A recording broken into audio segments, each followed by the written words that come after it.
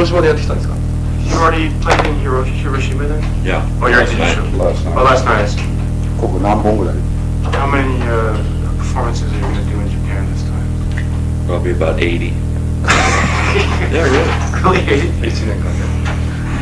We already have 75, and they're. No, I mean this time around. That's right. In one tour.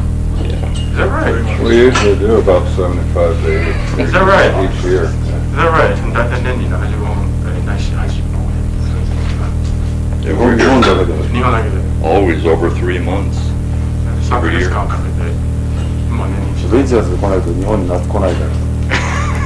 He says in Japan, summer doesn't arrive until the venture. Yeah. Well, we arrived before summer this time. 今回も俺たちは先に着いてる。夏が来る前。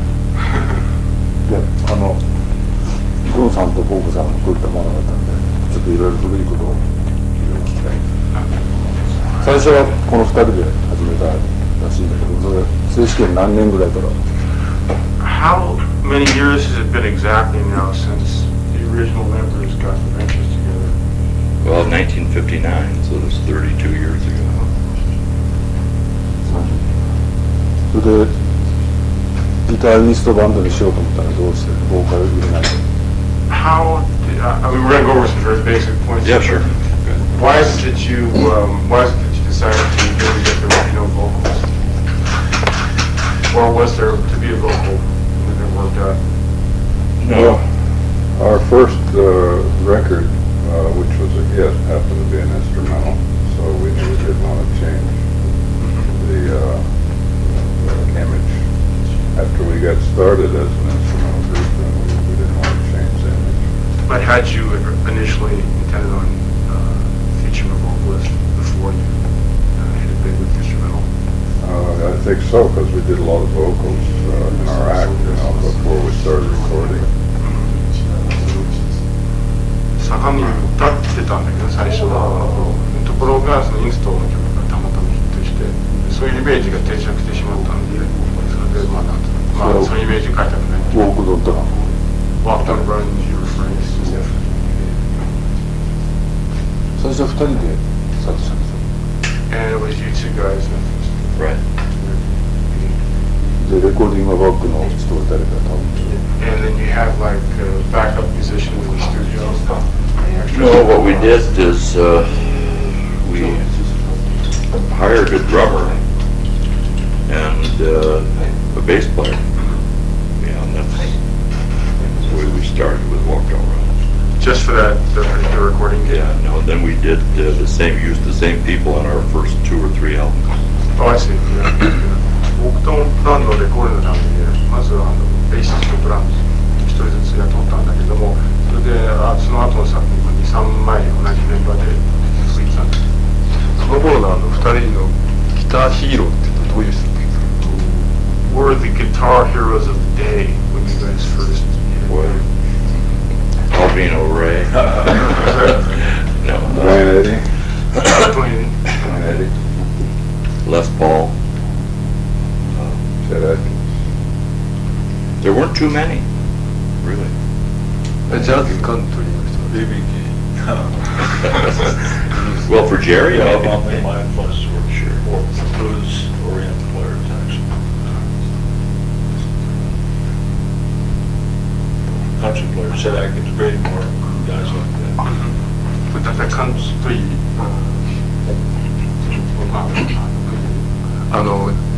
昨日ね夜去年のベンチャーズの日本公演のビデオ見てたのね。ジェリーのギター聴いてたらブルースとかカントリーとかっていうのはもちろん全部入ってるんだけどカントリーっぽい曲になるとすごいカントリーになるしブルースになるとすごいロックンロールになるとあれだけどジェリーがギター始めた頃っていうのはそういう境目がなかったのかな伝える。 In your own case, Gerry, he was watching a video of your performance last year. Oh, yeah. And he noticed, the country style tunes, you were very country inclined, but the rock and roll numbers there were rock and roll numbers where you play kind of rock and roll, or bluesy numbers and whatnot. How about when you started playing the guitar? There weren't differentiations? Did you have like sort of a well-rounded background? I had a lot of country influence, a lot of Cajun music. My family were all Cajuns from Louisiana, so I was influenced by that aspect of it. And there was a lot of blues and rhythm and blues growing up in Louisiana that I was exposed to as well. Just a kind of a cross section of different kinds of music. So I wanted to adapt into my style and try to incorporate all those different kind of aspects of music. なんたってルイジアナ州出身でケイジャンの系なんですよ。でまあご存知だと思うんだけど、ケイジャン音楽が非常に有名だし、そのルイジアナっていうのは音楽的な環境が豊かで、さまざまなスタイルの音楽がもう常に飛び交ってるから、いろんなスタイルを取り入れると意識的に若い時から思って。So, I might speak for Gerry too, that that you might not have thought to mention that Gerry used to do a lot of studio work, and this caused him to widen his ability quite a bit to play different styles of music, different types of music. Done sessions with a lot of different people like John Mayall, and you worked with him for a while. I worked with him for a while, I did a couple albums with him. Just did a lot of different You know, all the guitar work on the Monkees album before they started playing, he played all the lead guitar. Monkees, Mother Rocks, Elvis Presley he did in session with. Been around the I just block. did a lot of studio work, and when I met the guys, Oh, I see. in '68, when I first joined the guys, I was essentially a studio player. ジェリーが言い忘れたことは、スタジオミュージシャンの経験がたくさんあって、さっき言ったように前の人がモンキーズのギター全部彼がやってると思う。それからジョン・メイオのレコード2枚ぐらいに入ってるし、68年ベンチャーに入った当時は、ほとんど全ての仕事はスタジオ仕事だった。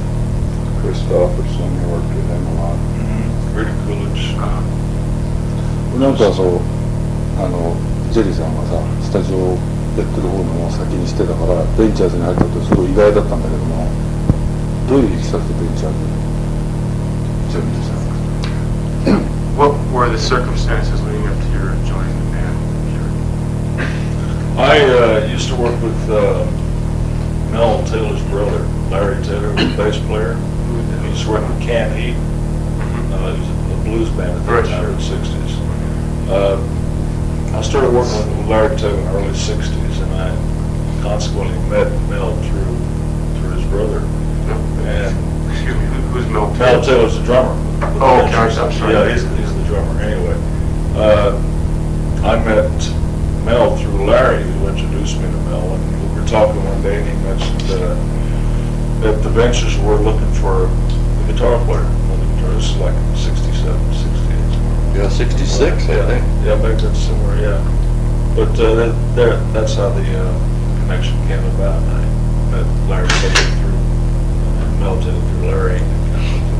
What kind of work were you doing with Larry Taylor? We were just working at Hollywood clubs and stuff, just doing casual stuff like that. Also some Vegas shows. Vegas, yeah, I was working in Las Vegas too for a while. Working lounges in Las Vegas. 昔カンドリーヒートっていうバンドあったでしょ。そのベーシストのラリー・テイラーが友達でラスベガスのラウンジとかでそういう仕事一緒にしたことあるんだけども、そのラリー・テイラーの兄弟がメル・テイラー、ベンチャーズのドラムスでその関係でラリー・テイラーってジョン・ベルトンに飲んできたんだそれ昔。He seems to recall Larry Taylor. Oh, Larry did play with John Mel too. Even when he came to Japan with John. Yeah, that's right. Yeah, that's right. He did. すごい昔だけどね。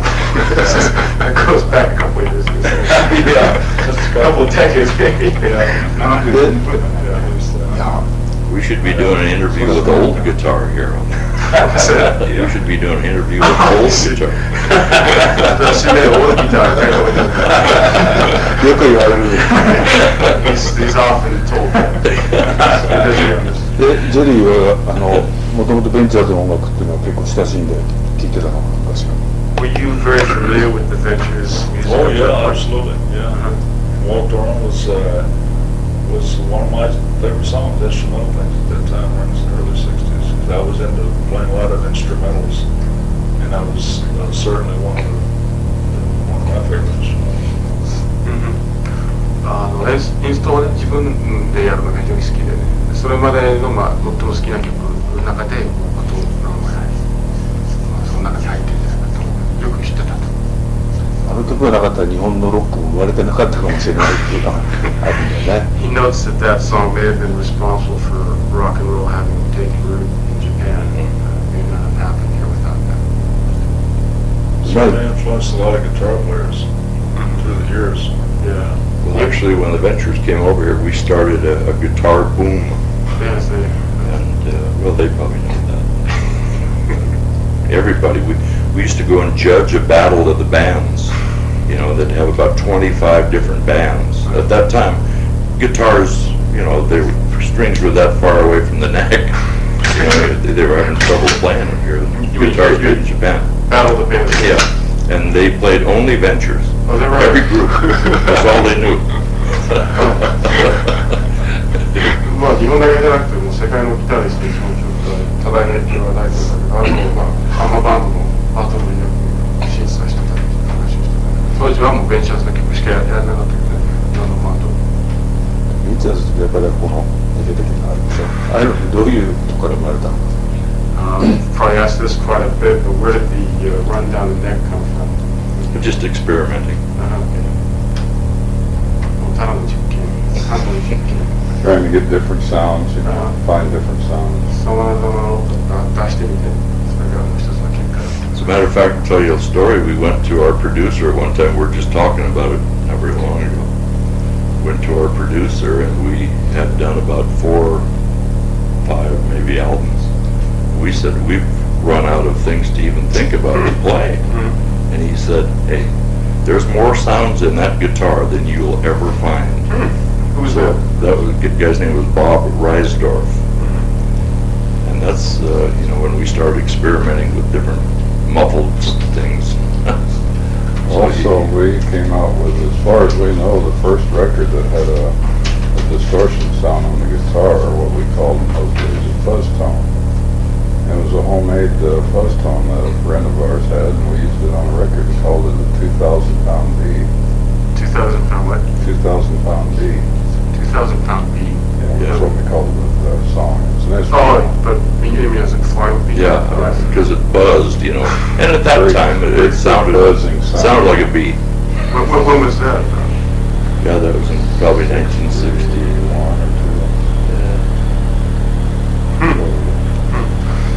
4、5枚のレコードを出してみてね、もう完全に煮詰まってしまって、アイデアをもう尽きてしまったと。もうこれ以上とても考えられない、インストだけではね。そしたらもうプロデュースに言われたんだけど、ギター1本だけどもね、まだまだ限界はもう限界に来てないと。これからだよと言われて、それはなんだっけ、ライズドルフプロデュースなんだけども、彼に言われたようにやってみたら、いろんな音を出せて、それで今ファズトーンの話が出たんだけども、おそらく初めてのファズトーン出してると思うけどね、2000 pound B っていうメーカーの違う。曲で、あの曲で初めてファズトーンを出してると思う。その頃っていうのは、いわゆるファズトーン作ったりとか、あとヒュッて出したり、テケテケやったりとか、いろんな新しい奏法が出てきたでしょ。やっぱりその4枚目以降っていうか、その煮詰まった後にその新しいギターの奏法をどんどん開発していこうっていう雰囲気があったのかな、ベンジャーズの中に。So do you think that being told by your producer to get to work on new sounds, was that sort of a turning point? Yeah, it was. But so when did one of you would come up with this new sound, and the other guy would say, wait a minute, if you can do that, I can do this. And how exactly did it work? What were the mechanics of it? What kind of got you? We just get together and try and do different things. As a matter of fact, the first thing we did when we got that ticky sound was not to muffle it this way. I put a handkerchief underneath the strings, you know, to muffle it. I don't know, just trying different ways to do it. But then it developed into just using the heel of your hand. Oh, I see. Yeah. テケテケと日本人が勝手につけたんですよね。You used the phrase tiki tiki, which Yeah. was loud. That's something you got from the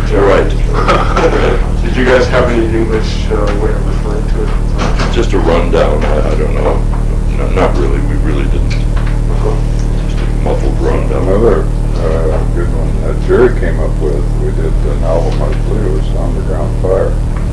And he wanted to get some feedback, to enhance the sound. And so he would turn around and stand right in front of his amplifier and get the guitar real close. And then he'd hit a note and he'd get all this feedback, and it would put it right on the record. It was part of the song. Where was that?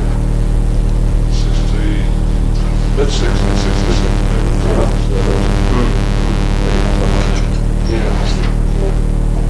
その後的の話が英語で表現する言葉はないと適当な言われてもしてたんだけども、それでもう一つのアイデアはそのハウリング、60年代の半ばだと思うけども、それも初めて見たと。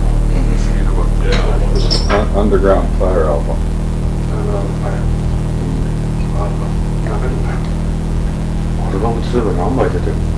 How many official ventures albums are out here? What's the official count? Boy, I'll tell you, worldwide there's probably 200. Versions and permutations. Yeah, repackages Yeah, and right. things like that. But I would say, without any doubt whatsoever, that without any repackaging, there is probably 80. Yeah, right. 純然たるものの発信がね、ビッグバンですね。 We've probably done 20 albums just for Japan alone. Yeah. 日本のみ発売というの自分が。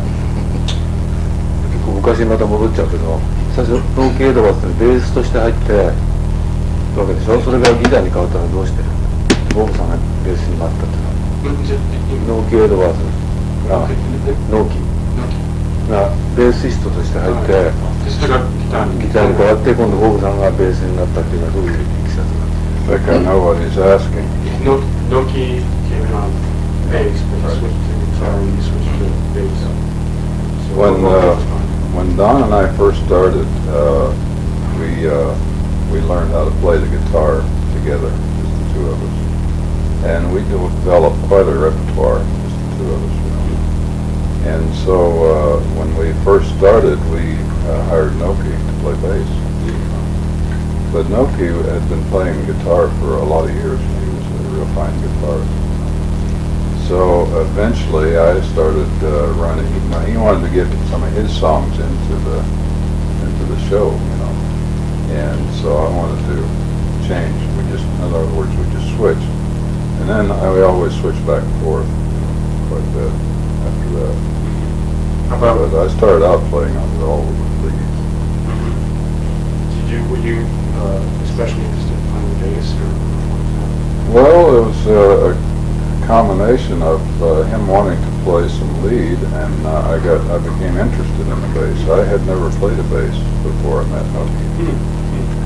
And the first time I ever played bass was on stage. I had never had one in my hands before. I had to fake my way through it, But I enjoyed it. I caught on to it right away. He explained to me how it worked on our break, And so I started playing, and I enjoyed playing it, So I started playing a lot. He wanted to play the guitar, so I just switched with it. 最初の頃は僕とドンが2人で一緒にギターを覚えたんだけども、覚えてるうちにそのレパートリーも相当なものに今増えたと。そうしたらレコードをするようになったらこのベーシスが必要だったのでノキを雇ったんですよ。それでやってるうちにこのノキはね、かなり経験が豊かなんですよ、ギタリストとしては。リードをやりたいと言い出したわけで、たまたまその頃にボブがベースに対しての興味がついた。ただしその初めて弾いた時はステージの上だ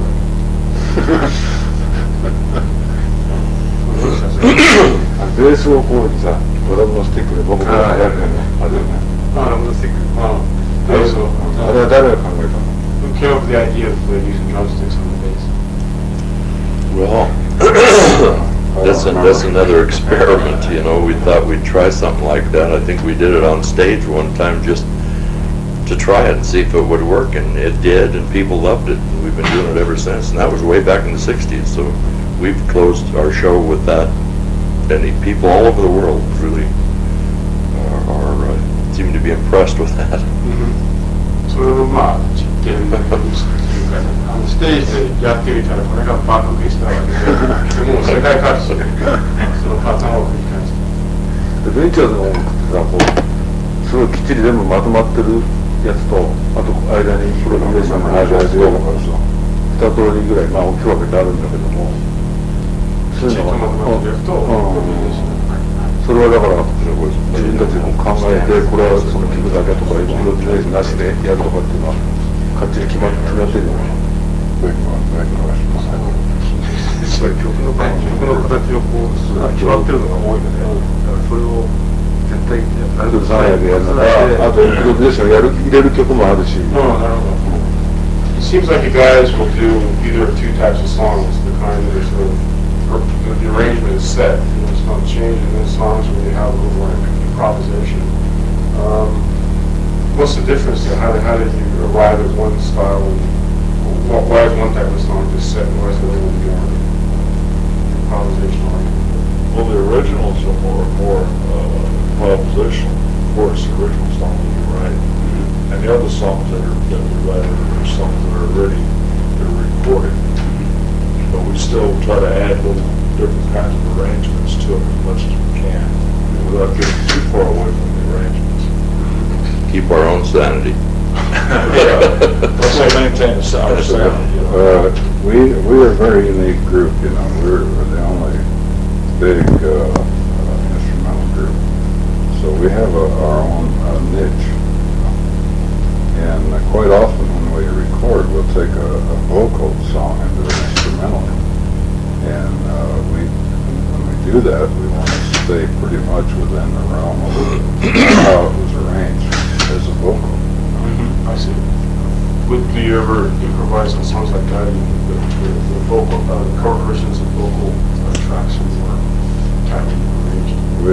We improvise as far as adding a few things, but we try and stay pretty much within the basic arrangement if it was a hit record. Oh, I see. Yeah. If you change it too much, then the magic is gone from the original sound and what the people like to begin with. So, I see. unless you're doing a jazz or something, we're not. これピッタールールはないんだけど、まあ、強いて言えば名曲のカバーバージョンやるでしょ。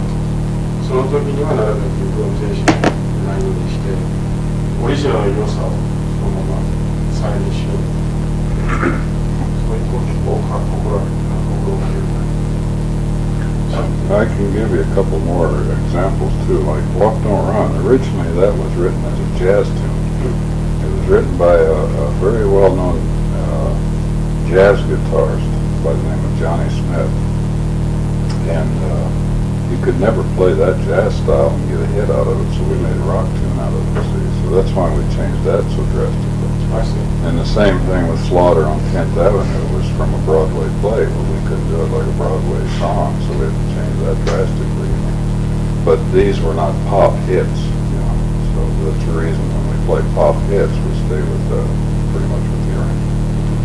例外はあるんだけれども、元がもともとジャズの曲で、ジョニー・スミスでギタリストが男でやったんだけども、それをロックンロールにしようということで、基本的に書いたんだけど、でもう一つはスローターの天才というか、She's only one guy no substitute.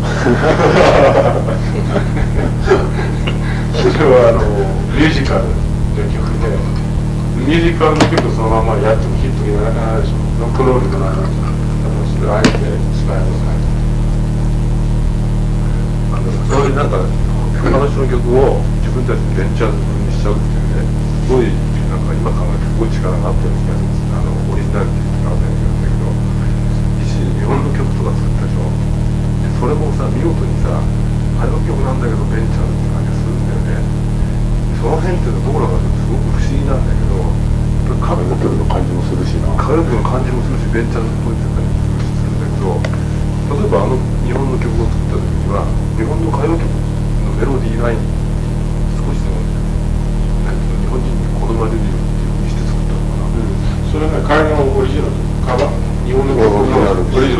ただ日本のために作ったの。日本の音楽をいろいろ研究したのが These songs you guys made for Japan, the original like expressions for Japan, Right. Always sort of struck me as kind of a curiosity. And they sound like Japanese pop music, but they're very much at the same time adventures songs. Right. In writing these songs, pause. Did you look into like Japanese pop music before writing them? Did you try to like play to the Japanese audience? Well, you know, we were over here several times before we ever wrote our very first one, which was a hit, was, what's the name of that? Hokkaido Sky, as we called it. Well, I don't know the Japanese title. 北国の Always Yeah, that's it. Yeah. Anyway, yeah, we did that. And, yeah, we did we were influenced because, you know, we play, Japanese songs at that time were influenced, I think, a lot by Spanish music.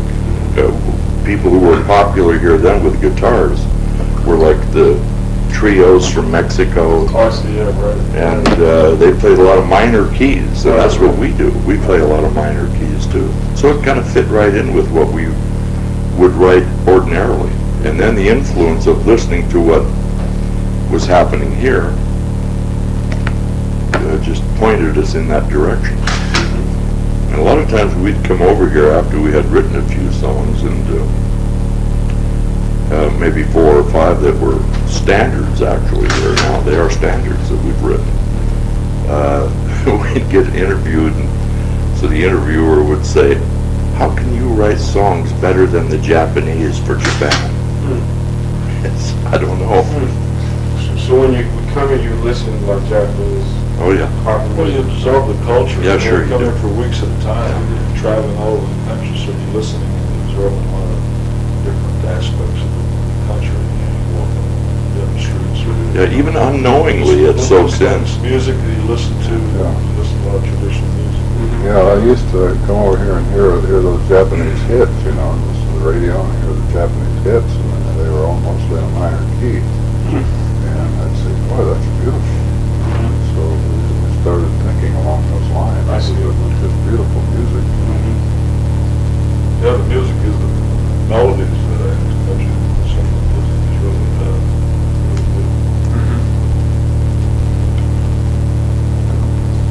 なんとなく分かったで京都の声にさエレクトリックスターを入れたのはさそうオリエンタル風味付けをしたかったの京都の恋って曲があってあるじゃないあれにほらエレクトリックスターが入ってんだけどもあれやっぱそうオリエンタルな味付けをしたんだっていうことかな the song Kyoto no Koi, Yeah.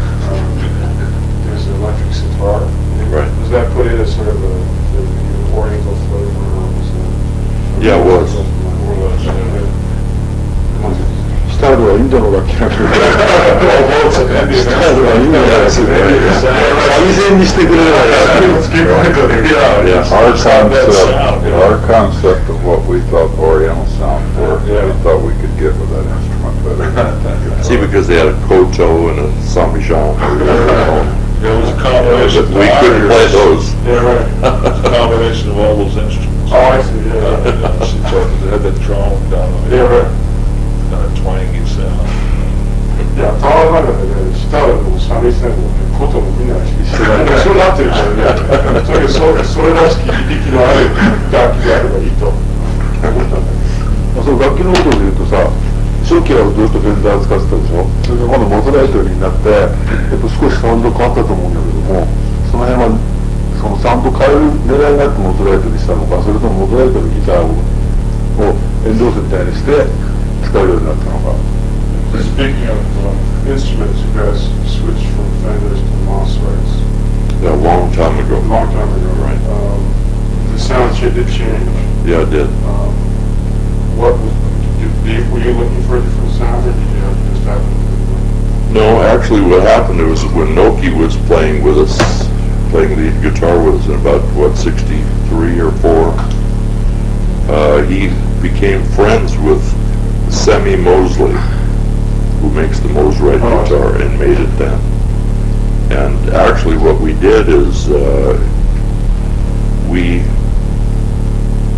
started playing that and went into business with him to sell guitars. But Noki liked the guitar okay, you know, and we tried to get him to change the guitar a little bit to suit us, which he never would do.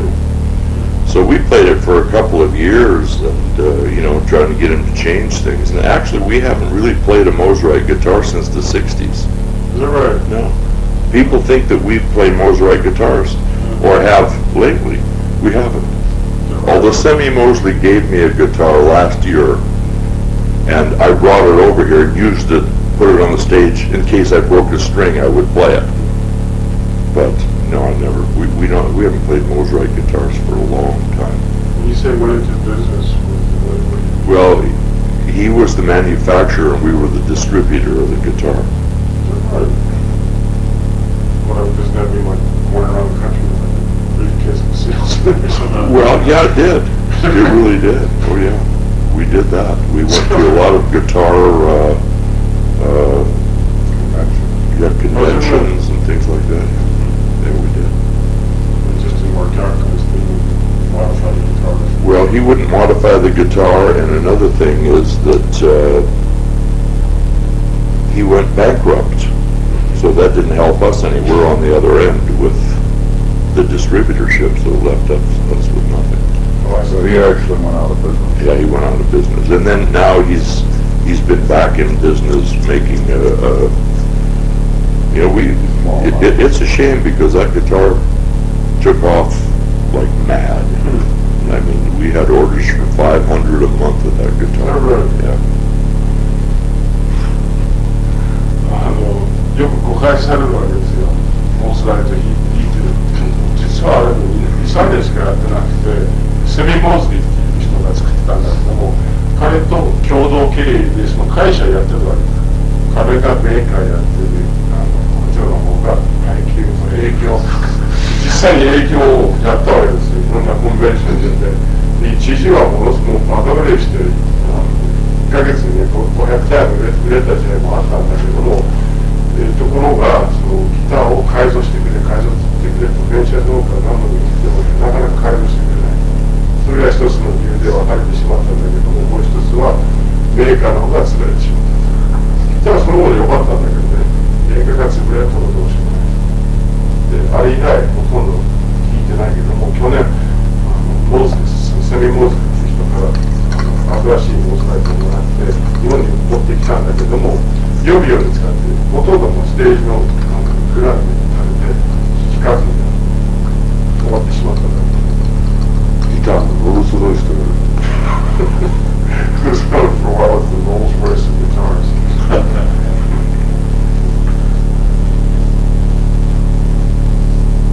ライトゲージとか使い出したのいつ頃か。When did you guys start using light gauge strings?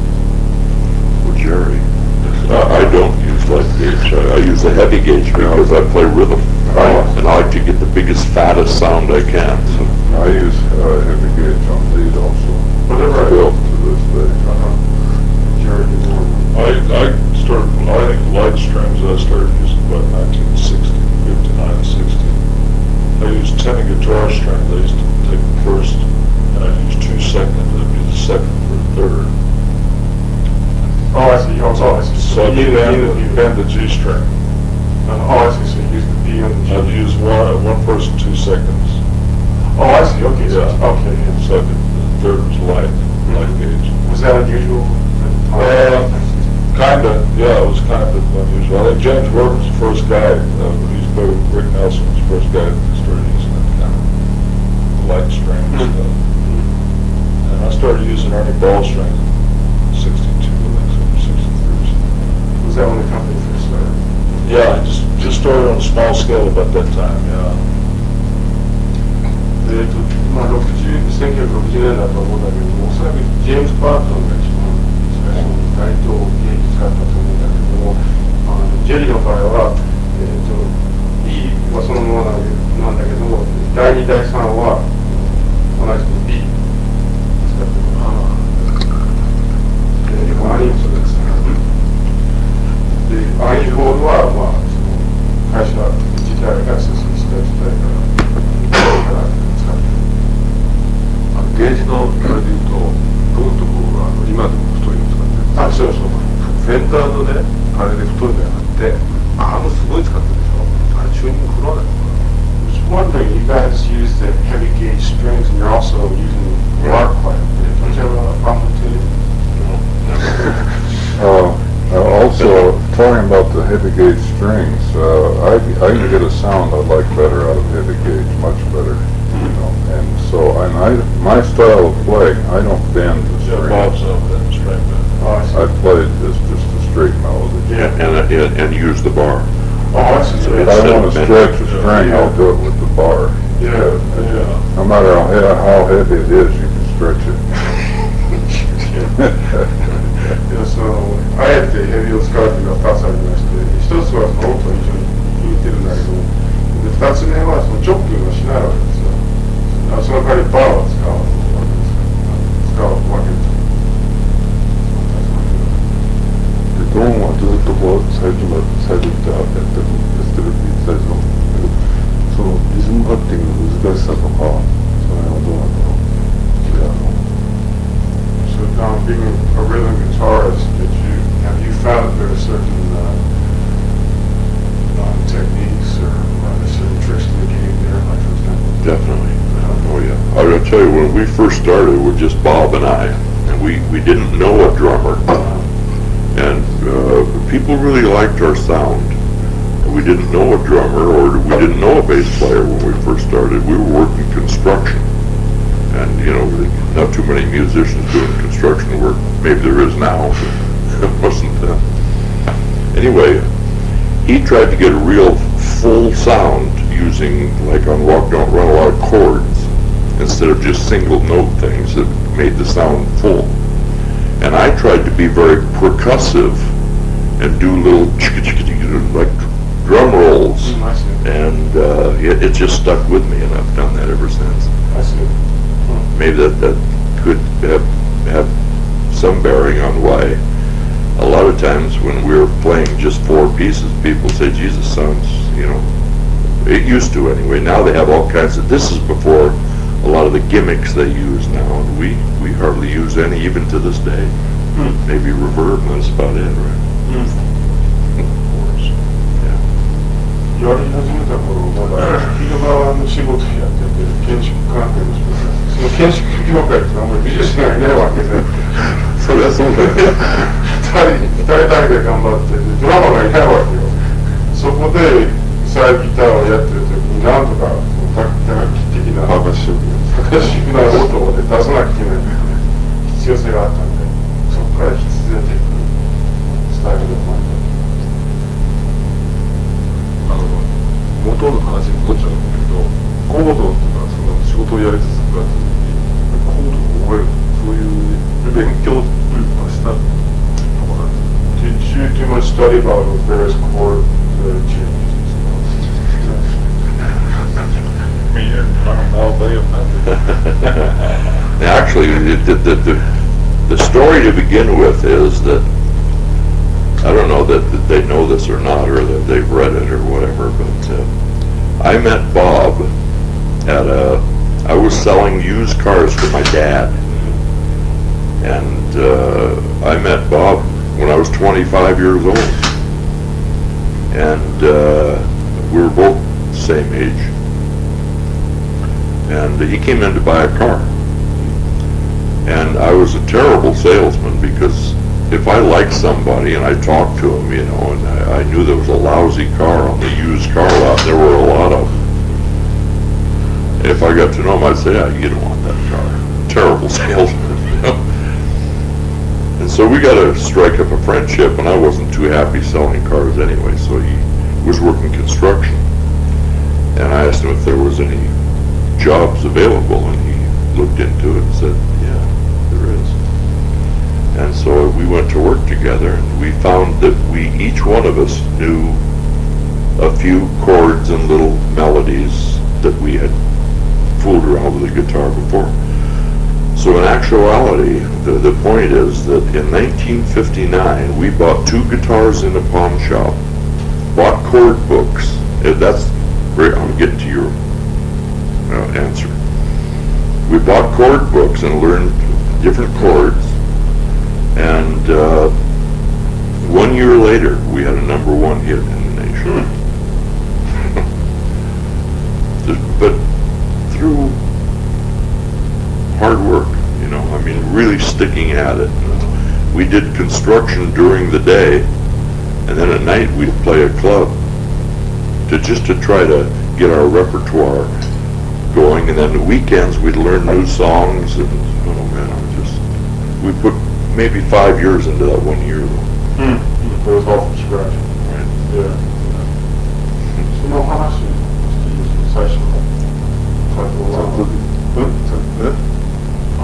結構有名な話なんで、2人の出会い、父親のいいよ。後で話しました。それ俺ベンチャーズで初めてナインスコードを覚えてってナインスのコードはベンチャーズが教えてくれたっていうのはレコード。He was saying like he first learned like a ninth chord from Oh yeah, sure. Yeah, right. One of the great discoveries. Yeah, well, yeah, I use that a lot though.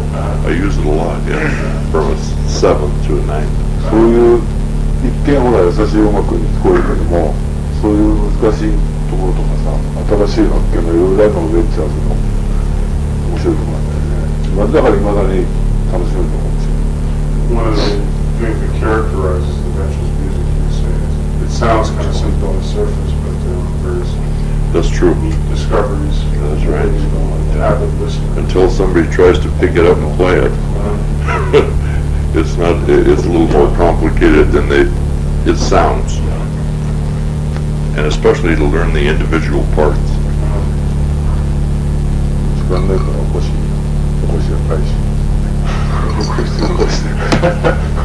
俺トンさんに聞きたいんだけども、これまでボーグルのジェリー3人のギタリストがいたわけで一緒にプレイしてきたわけで、ね、それぞれにこう印象なりコメントなり特徴なりのね。どうもコメント。ドンがいた3人のギタリストゾーン。John, this is a question for you. You play with the 3 guitar players, Bob, Gerry, and Wilkie. How would you sum up each guitar? Well, Bob has his own style. I mean, there's no other style like that. If he plays, you know that's who it is. I mean, he's got that style.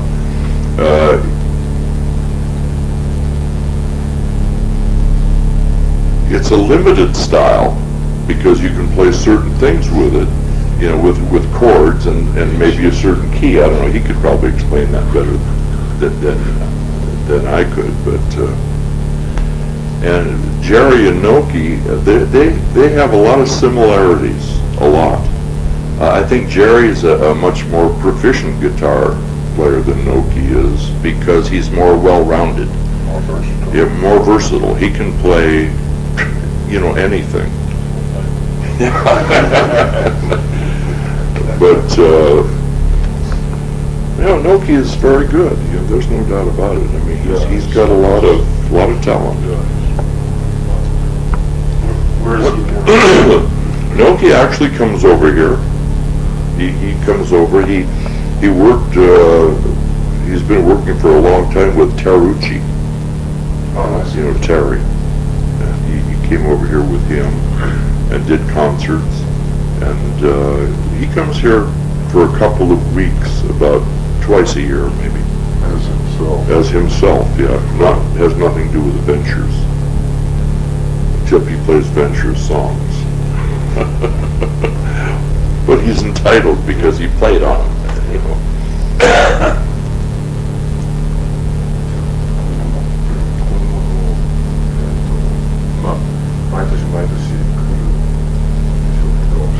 アルバムを新たに作るとかそういう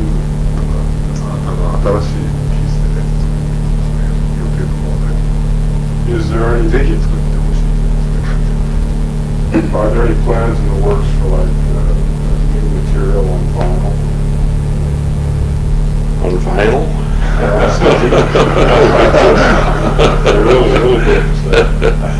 Well, we did that, last year we did a Southern All-Stars CD, and it's done very well.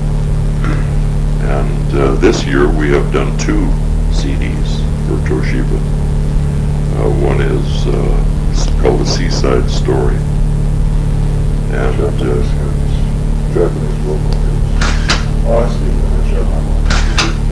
well, not all of them. I mean, a lot of those are Yeah, some of them are American.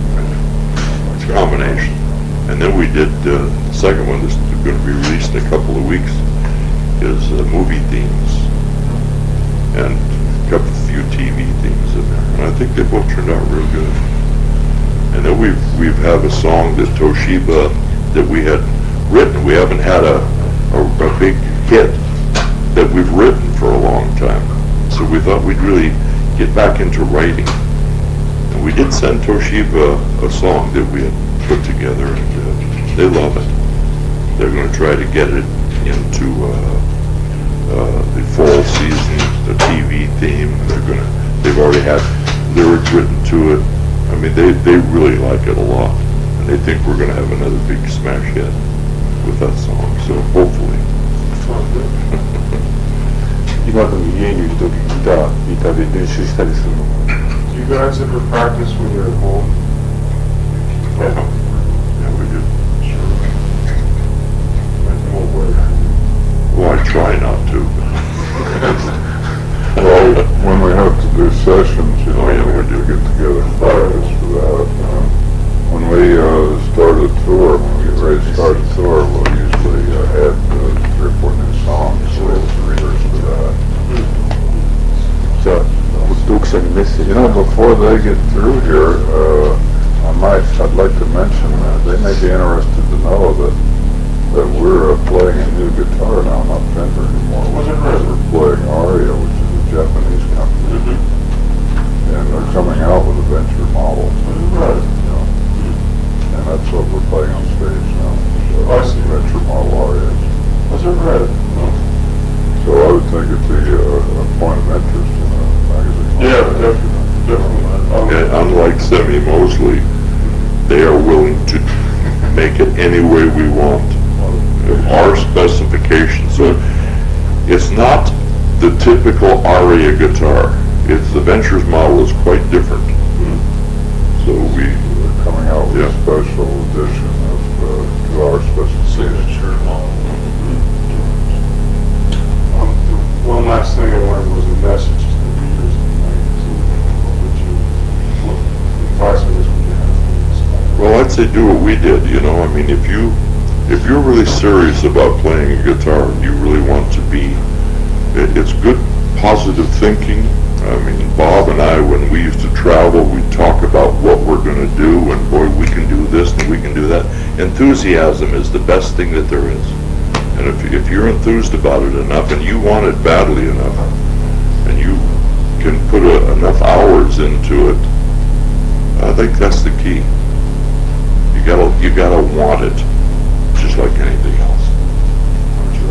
Practice, Yeah. persistence.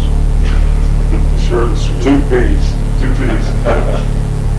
And constantly studying